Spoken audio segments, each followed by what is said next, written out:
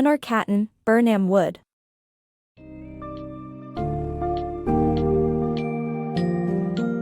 Nestling in the complex interplay of eco-activism, ethics, and corporate manipulation, Eleanor Catton's Birnam Wood explores a gripping tale of ideals clashing with harsh realities.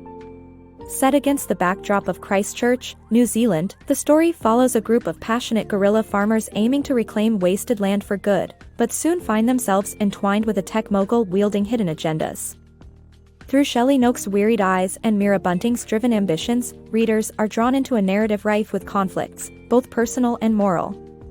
From navigating fraught relationships within the activist collective to grappling with the influence of a shadowy venture capitalist, this tale intricately dissects notions of trust, responsibility, and the cost of compromise in the pursuit of altruistic visions. In this summary, we delve into the enthralling struggle between idealism and pragmatism, drawing parallels to real-world challenges of balancing ecological mindfulness with the inexorable march of profit-driven innovation.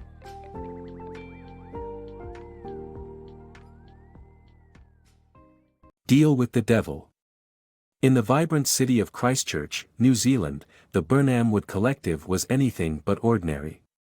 Born from the visionary efforts of Mira Bunting, a driven and idealistic activist, this group of guerrilla farmers was on a mission to turn wasted land into productive, sustainable agriculture. For 5 dedicated years, Mira, alongside her devoted friend Shelley Noakes, nurtured this vision to life. Yet, Shelley's once steadfast commitment had begun to waver. After 4.5 intense years, she found herself worn down by her role as Myra's loyal sidekick, not called upon as a partner, but relegated to her companion's shadow. Birnam Wood consisted of about a dozen spirited individuals who often tiptoed on the fringes of legality, transforming deserted plots into sources of sustenance and hope for the local community. Their yields went to the hungry, sustained the collective, and funded new endeavors. Fueled by a desire to challenge the wastefulness of modern land use and spark social reform, they were driven by purpose. Amidst mounting tension, Mira set her sights on a new mission, a promising piece of land in Thorndyke. It was owned by Owen and Jill Darvish, prominent figures with ties to environmental conservancy. Owen Darvish had even planned a collaboration with Autonomo, a tech company revered for its sophisticated drones. These drones promised to revolutionize wildlife monitoring, offering new insights into the balance of ecosystems. However, destiny threw a curveball, a seismic event that devastated the area, trapping Thorndyke in its uneventful embrace. Despite the isolation, or perhaps because of it, the land's availability became Myra's beacon of opportunity. Yet, Shelley stayed behind, grounding herself amid thoughts of change. While Mira journeyed to Thorndyke, Shelley's world was disrupted when Tony Gallo, once part of Birnam Wood and Myra's former flame, knocked on their door. The years had taken Tony down a tumultuous path, shadowed by the fallout from an ill-fated article he penned, which caught fire online for all the worst reasons. Meeting over drinks, memories mingled with recent grumblings as they reminisced about the collective, all colored by unresolved feelings and regrets. In Thorndyke, Myra's path intersected with Robert Lemoyne, the enigmatic former CEO of Autonomo. Caught inspecting the land, she wasn't prepared for Robert's unsettling charm. He possessed an uncanny awareness of her identity, introduced rather too fortuitously when her phone's signal appeared on his screen. Their encounter sowed the seeds of a peculiar alliance, one built on the shared curiosity of 2 sharp minds. 2 weeks later, Mira returned home, emboldened by her unexpected ally. Robert Lemoyne had not only taken an interest in Birnam Wood's ventures but had deposited $10,000 into Myra's account to fuel their efforts. In Myra's eyes, this was the fortune they needed, a launching pad that could catapult them to more significant, impactful projects. Yet Tony's return brought friction. His dissatisfaction with modern liberal ideologies clashed against Myra's plans. He saw Lemoyne's involvement as a betrayal of everything Birnam Wood represented. How could they align themselves with a man whose technology threatened to morph society into an Orwellian nightmare? Amidst the turmoil, Shelley's voice broke the tension. She supported Mira, seeing potential in Lemoyne's offer and sensing an overdue chance for change. The group, likewise weary of Tony's growing discordance, chose to back Shelley, setting them on a collision course with fate.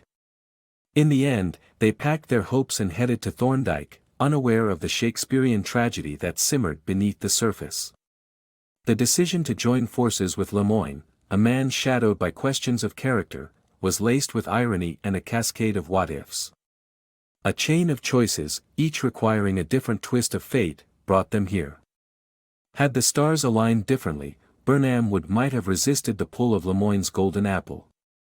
But the die was cast, and it portended both opportunity and the sobering specter of future regrets. Web of Deception. In a tale teetering on the edge of morality and madness, Robert Lemoyne stands as the quintessential master of disguise, embracing the guise of a billionaire doomsday prepper in Thorndyke.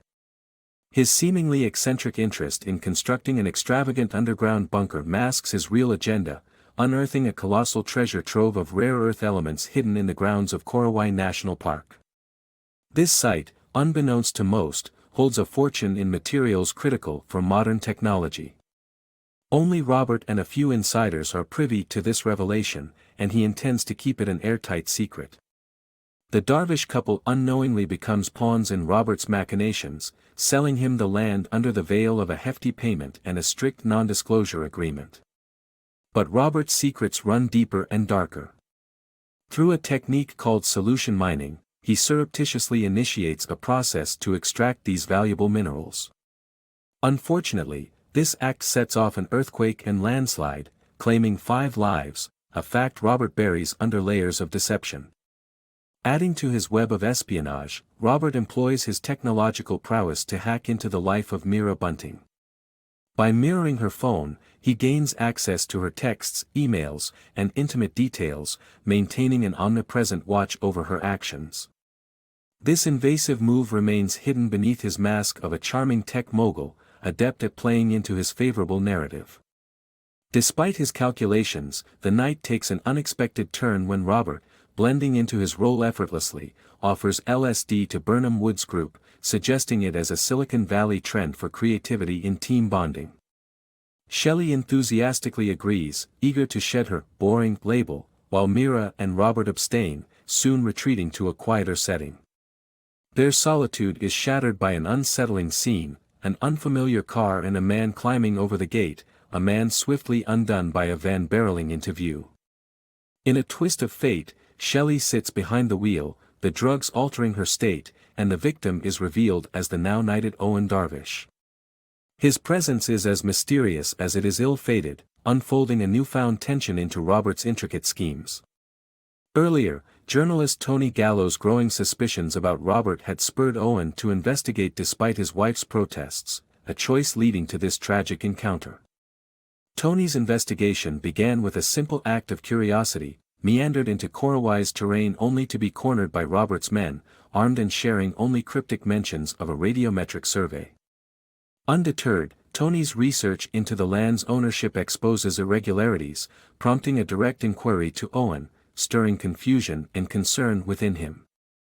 Despite his wife's attempts to deter him, Owen's decision to confront the mysteries firsthand spirals into fatal climax.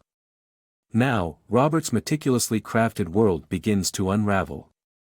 The pursuit of rare minerals, once a silent operation, becomes tumultuous with Owen's death, a collision of two worlds brought about by hallucinogenic enticement and shattered secrets.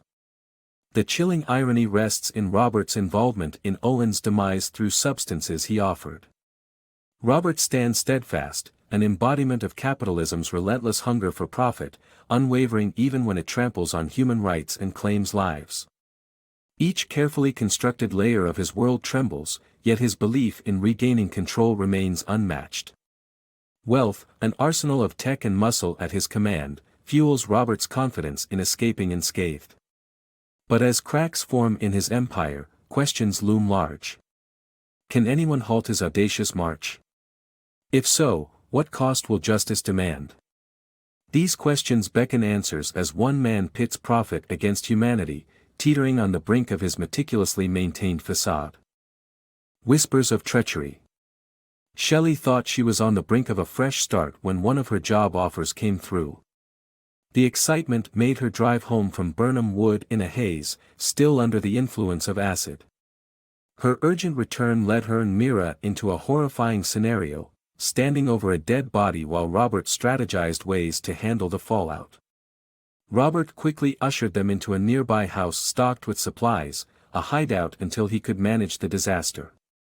Crafting a web of deception, he manipulated electronic evidence, making it seem like Owen's death was a tragic accident on a treacherous roadway. He altered phone settings and fabricated email chains to suggest Owen had knowingly hosted the Birnam Wood group on his land. Yet, Jill Darvish, Owen's close acquaintance, saw through the ruse. The story didn't add up. Why would Owen have taken such a fatal detour? Meanwhile, Tony Gallo, another player in this tangled plot, became a thorn in Robert's side. Tony's survival instincts kicked in when he narrowly escaped a close call with Robert's security team, diving into a river to evade capture. Despite his injuries, a broken arm and ankle, Tony possessed critical evidence, film capturing Robert's illicit mining activities in Corowai National Park. His documentation revealed the toxic exploitation of nature for precious metals, a scandal that could make headlines. Determined to survive and inform Mira, Tony painstakingly navigated the wilderness, avoiding surveillance. Reaching the property in Mira at last, his alarming tales of corruption and foul play almost convinced her. However, Robert's timely interference resulted in Tony's capture. Robert saw an opportunity in Tony's political writings, framing him as an extremist who could be vilified for the impending bloodbath he planned to orchestrate at Birnam Wood. This deception would allow Robert to exit unscathed, leaving Birnam Wood residents falsely accused and Tony cast as their murderer. Jill Darvish's arrival at Owen's home marked yet another twist. She sensed the disarray and the scent of violence in the air, a turned-over coffee cup, traces of struggle, the tension palpable. Her instincts and skills from her past resurfaced as she armed herself, ready to meet whatever threat loomed. Approaching the source of distant screams, she found an appalling scene, Robert standing amidst the aftermath of his grim plans, bodies around, and disturbing messages scrawled about justice and shame. In a moment of eerie calm, Jill confronted Robert. Her aim was true, and she managed to incapacitate him while cutting Tony free. Yet, tragedy struck when Tony's warning of danger from behind came too late. Jill fell victim to Robert's last line of defense, his armed guard. Despite the gunfire tearing through her, Tony seized the moment to flee. Desperate, Tony reached the sinister mining site that had become Robert's obsession. The leaching pits, masked from view by camouflage, exuded noxious fumes, symbols of the greed and devastation that had unfolded. With his makeshift splint still in place, Tony ignited his last hope of exposing Robert's crimes. Flames erupted, a beacon of resistance against corruption. Alone in his final moments, Tony hoped the inferno would reveal Lemoyne's misdeeds and prompt others to confront the malpractice he had risked everything to expose. Amidst the chaos, he clung to a single wish, that the truths buried in Birnam Wood would prompt justice to finally rise from the ashes.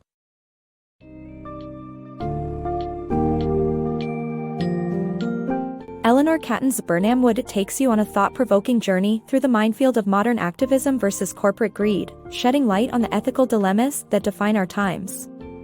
The story distills the intricate dynamics of trust and betrayal as Mira, Shelley, and their collective confront the repercussions of their entanglement with Robert Lemoyne.